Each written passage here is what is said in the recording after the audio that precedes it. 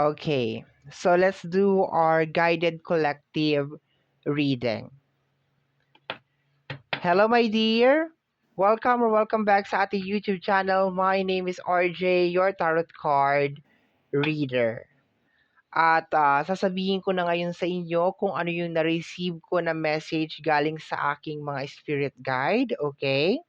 Na mamaya ay ika-clarify naman natin using yung ating customized oracle card and tarot card.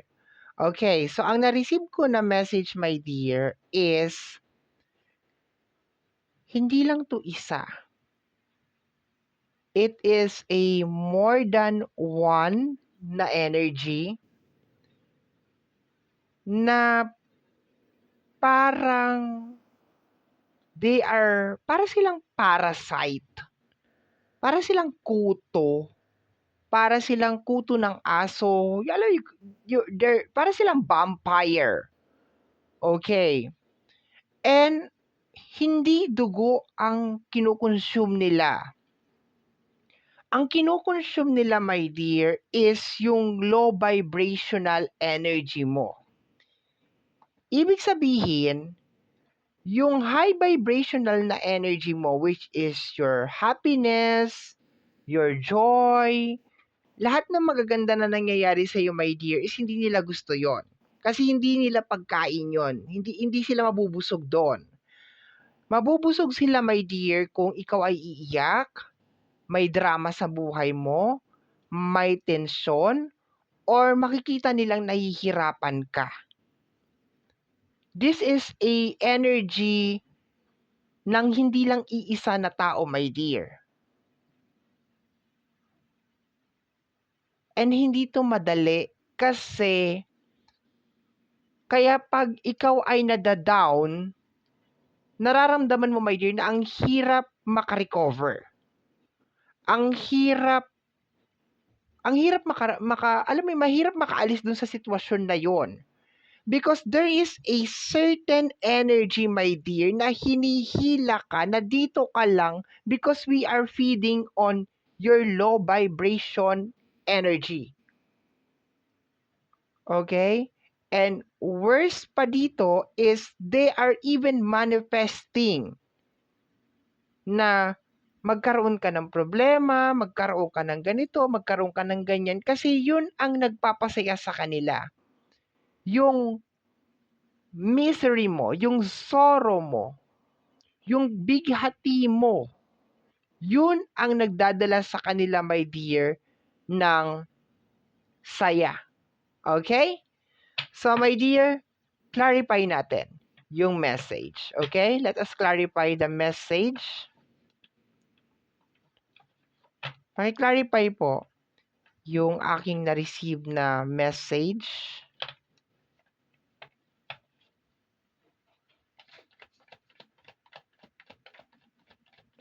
Paki-clarify po yung na-receive ko na message.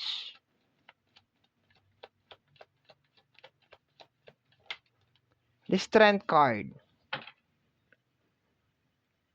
Ang nakukuha ko sa energy ng Strength card is intimidate or nai-intimidate, nayayabangan, okay, sa'yo itong mga tao na to. Pero honestly, kung medyo i-convert lang natin yung energy, is like nararamdaman nila yung present mo. Nararamdaman nila yung strong aura mo. And I think yun yung nagiging parang challenge sa kanila. Na sige nga, kung talagang malakas ka, yung parang ganon.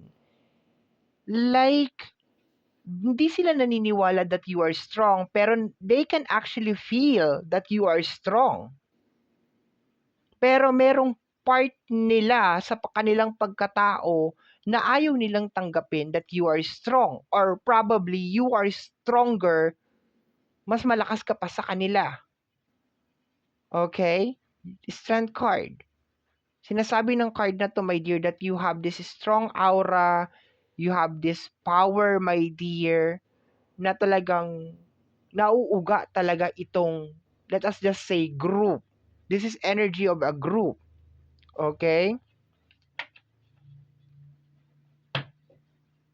Now, siguro maski hindi ka magsalita, nararamdaman nila yung present mo, yung energy mo. Okay?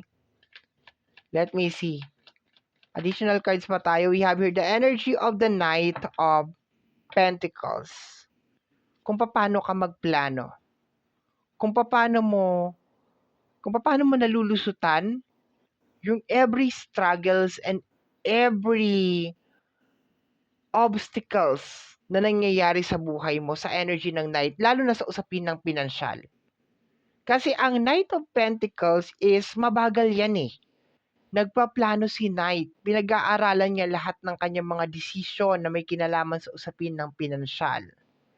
Bago kumilos si Knight, pinag-isipan niya talaga na mabuti lahat ng kanyang mga action, ng kanyang mga decision. And isa yun, my dear, sa hindi nila nagugustuhan sa'yo. Kung paano mo nagagawang malusutan yung mga problema na nangyayari sa'yo. Okay? Once again, Strength card and the Knight of Pentacles, very strong. Kasi kung meron kang problema na may kinalaman sa usapin ng pinansyal, sinasabi lamang dito, my dear, na nalulusutan mo siya, or kung whatever problem na meron ka, talagang nalulusutan mo talaga siya. It really doesn't matter kung kagagawan nila to or natural na nangyayari to, pero still, kahit saan doon, my dear, malulusutan mo siya, o nalulusutan mo talaga siya. And lalo yung nagdudulot ng gigil sa kanila, my dear. Lalo sila nang gigigil, my dear.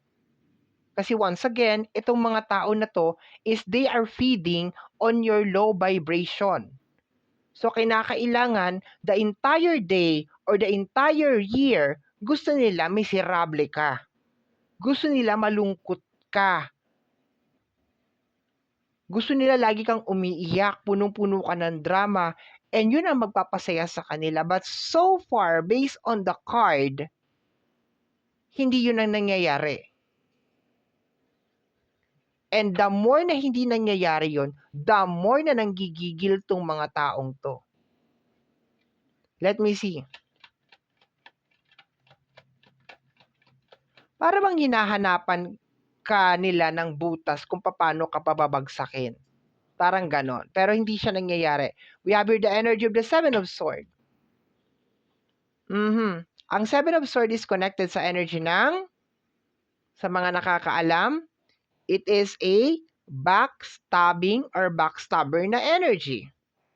Pero, i-connect ko muna sa itong reading na to bago ko i-connect sa kanila. May kakaibang mekanismo na tumatakbo sa utak mo. Parang hindi ka tao. May kakaibang nangyayari sa loob mo, and I have this strong feeling, my dear, na yun ang sinusubukan nilang malaman kung anong meron ka. Paano mo nagagawa to? Okay, connect na natin sa kanila. Obviously, Seven of Swords is connected sa energy ng backstabbing or backstabber na energy. So, lahat gagawin nila para isabotage itong mga nangyayari sa buhay mo. Okay? Pero so far, once again, ganun pa rin yung nilalabas na aura ng card natin. Palaban ka talaga. You have this different parang makina sa loob ng katawan mo.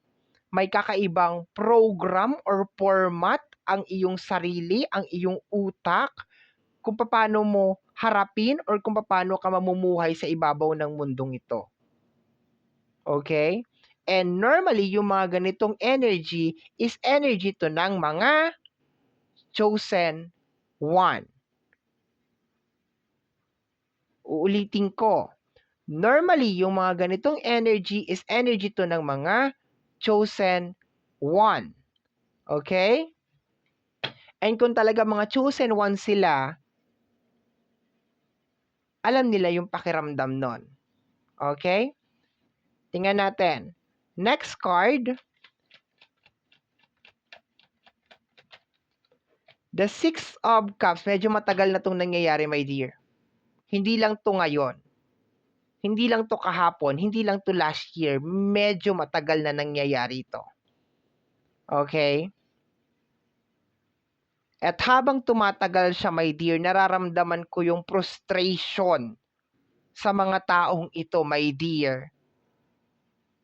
Nararamdaman ko yung gigil sa kanila. Kasi parang nauubusan na sila, my dear, ng strategy kung paano hindi ka makakaalis sa isang sitwasyon. That is the goal. Yung hindi ka makaalis doon sa isang sitwasyon. But every time na magkakaroon ng problema, lagi kang nakakagawa ng paraan para makaalis ka doon sa sitwasyon na yon, and yun ang nagtitrigger palalo sa kanila para lalo pang gumawa pa ulit ng mga kung ano-anong kabalbalan. Never ending. And wag mo ako tanungin, my dear, kung bakit may mga taong ganito. Kasi talaga nag-i-exist talaga sila. May mga tao na natutuwa sila na nahihirapan yung ibang tao. And the worst part is natutuwa sila na nahihirapan yung mga tao o yung tao nang dahil sa kagagawan nila. They are having fun. Ang tawag doon ay kademonyuhan. Itong mga tao na to is hindi yan sila tao. Hindi yan sila tao, my dear, kasi kung tao yan sila, hindi nila matitiis na nakikita nila yung kapwa nila na naghihirap. 'Di ba? Nakakita ka nga, 'di ba, ikaw tatanungin kita, makakita ka ng tao na mamalimos, nanghihingi ng tulong, 'di ba gusto mong tulungan? Gusto mo ngang bihisan eh, gusto mo ngang pakainin eh. Kulang na lang bilhan mo ng bahay lupa eh. Kasi bakit? May mga tao kang puso. Tao ka. Itong mga tao na to, hindi tao to. 'Di ba?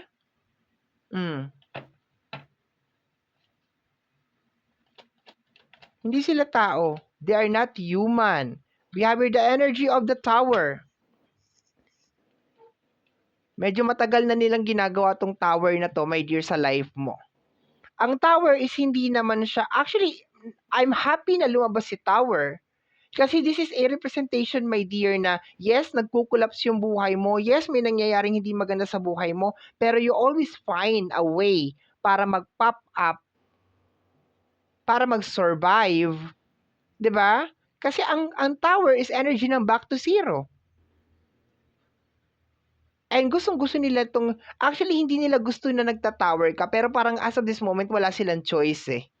Kumbaga dun, yun na lang ang nagpapasaya sa kanila, yung nakikita kanila na okay, back to zero na naman siya ulit. Okay, nag-uumpisa na naman siya ulit. Yun lang ang nagpapasaya sa kanila. Pero honestly, if they will be given a chance, gusto kanilang i-eliminate. Pero kasi, bakit? Kasi from the very first place, my dear, ayaw nila yung energy mo. They don't like your energy. Doon lahat nag-umpisa yun, my dear. Nung naramdaman nila yung energy mo, nung naramdaman nila na parang kakaiba ka, na may something na kakaiba sa'yo, and yun ang nag-create ng curiosity sa kanila. Yun ang nag-create, my dear, nitong pag-uugali na ganito sa kanila, my dear. Okay? Next card. Pero you are good. Based on the card, you are good. The King of Cups. You have the character of the King of Cups. Ibig sabihin, matyaga, maunawain, mahaba ang pasensya, the master of emotion. Ikaw yon. Okay? And there's a tendency, my dear, na hindi din alam ng mga tao na to, na the more kanilang pinahihirapan, the more ka na lumalakas. Because you have the capacity na i-convert itong mga negative na energy na ito into a positive. Kaya mong gawin langis, my dear, itong mga negative na energy na to at gawing gasolina para tumakbo yung sasakyan mo. Yun ang hindi nila alam.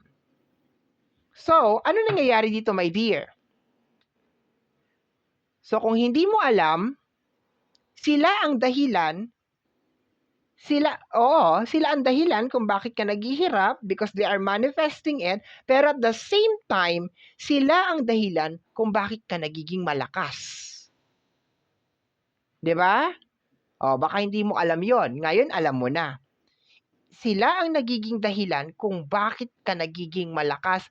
Sila ang nagiging dahilan kung bakit nadi-discover mo yung mga hidden talent mo, hidden power mo, hidden ability mo, my dear. Sila yung nagiging dahilan, my dear. Yang strength card mo na yan, itong strong na personality mo, sila ang may kagagawan yan.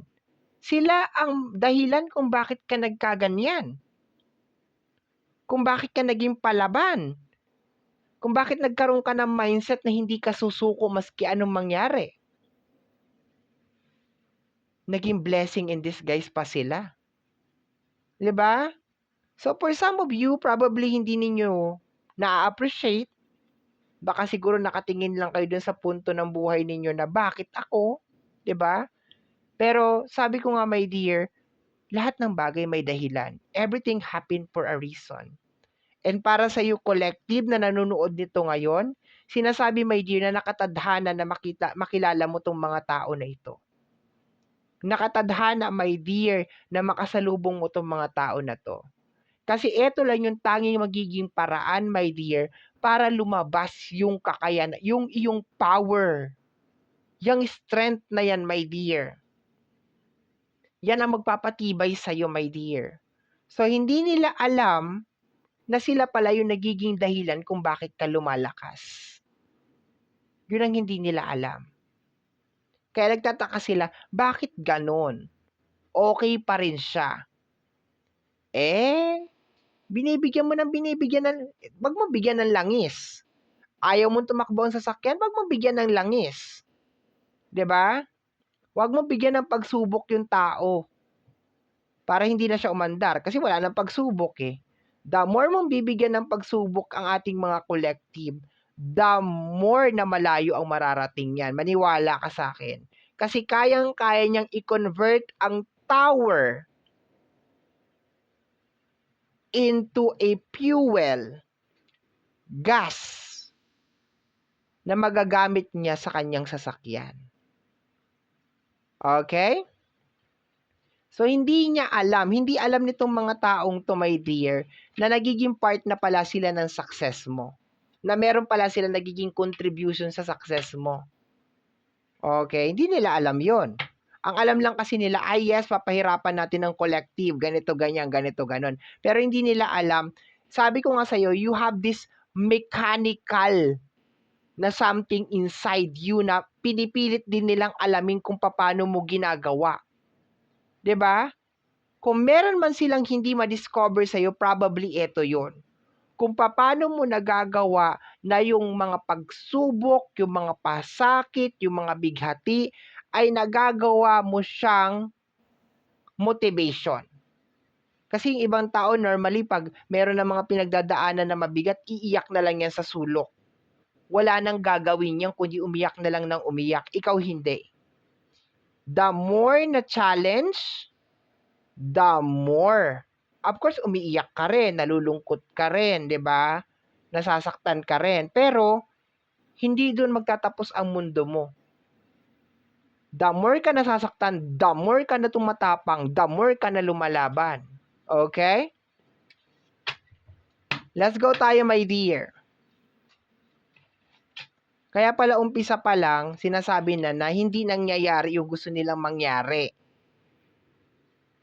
Okay.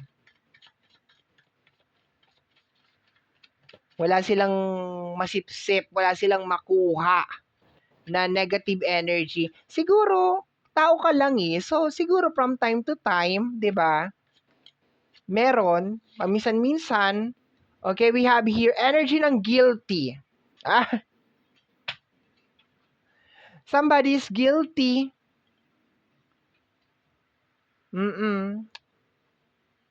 Somebody is guilty. Alam mo, nare-receive ko na message as of this moment, somebody is watching. at sinasabi niya sa sarili niya ngayon sa utak niya na yes, guilty ako, ginagawa ko yan sa collective. May nanunood as of this moment. To the point, ayoko na magsalita. Okay, basta yun na yun. Somebody's guilty. Period. Ayaw natin, of course, mag-create ng kahit anong tension. Okay, yun lang yan. Somebody's guilty, my dear. Okay? Somebody is guilty daw.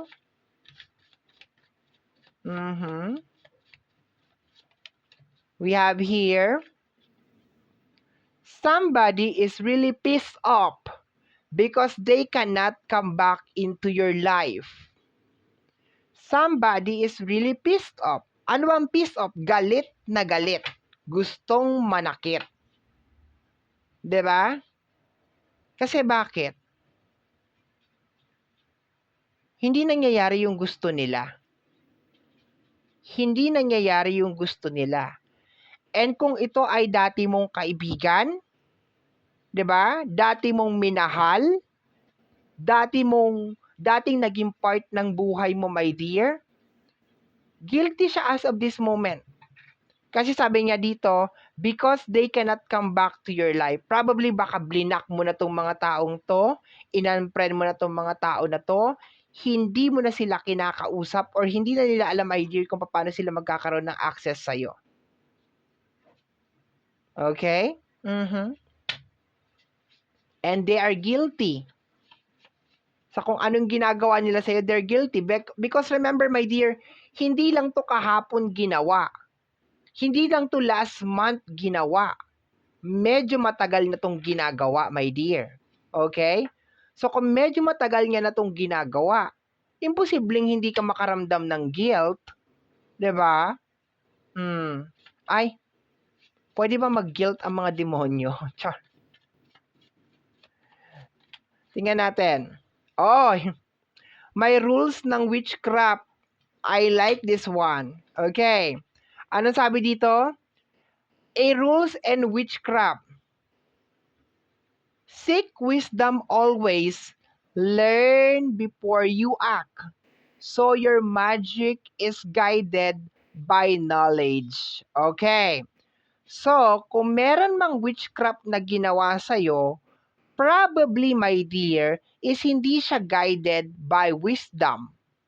Ibig sabihin, ginawa-gawa na lang siya and something like that, and probably, hindi guided yung witchcraft. Okay. Kaya pala sinasabi na somebody is guilty as of this moment. Kasi merong gumawa ng witchcraft na hindi niya alam kung ano yung consequence ng witchcraft. Walang wisdom doon sa ginawa niya. Basta wala na lang, ginawa lang niya yung bagay na yun and that's it. Ay, kasi napanood ko eh.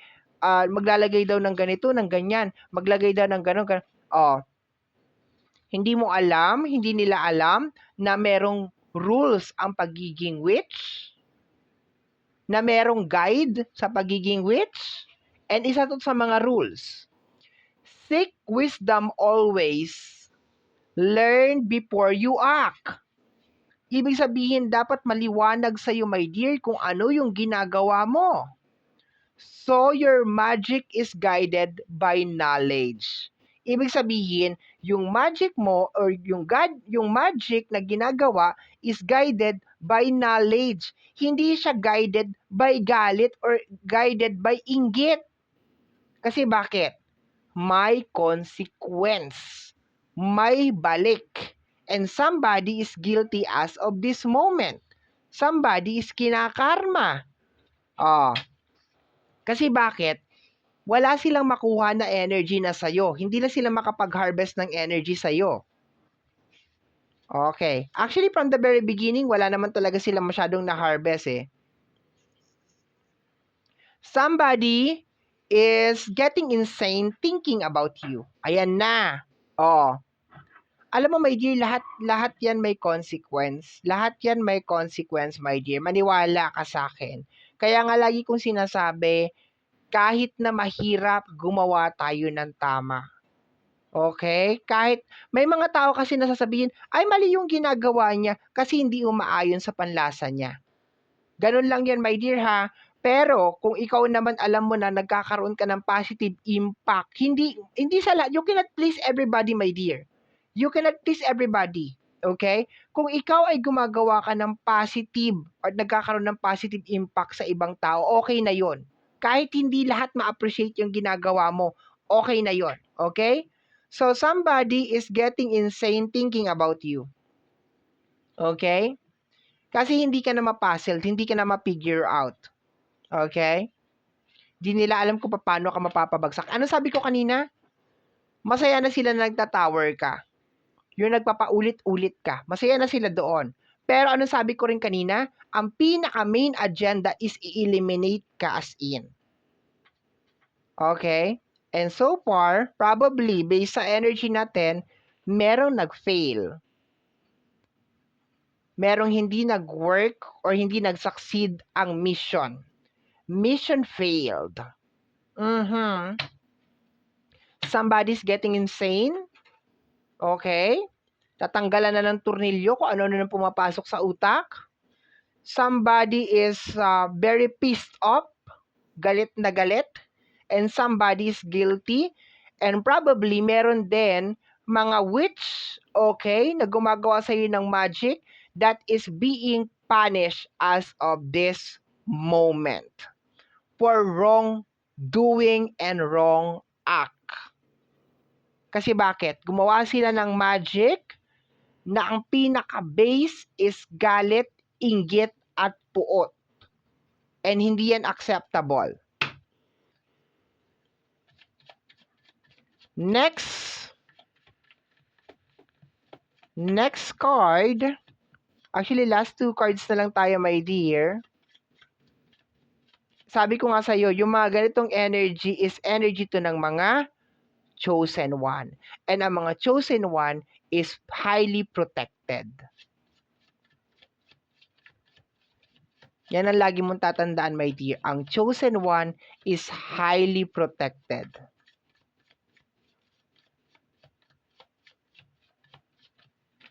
Oy, ang dami. Okay.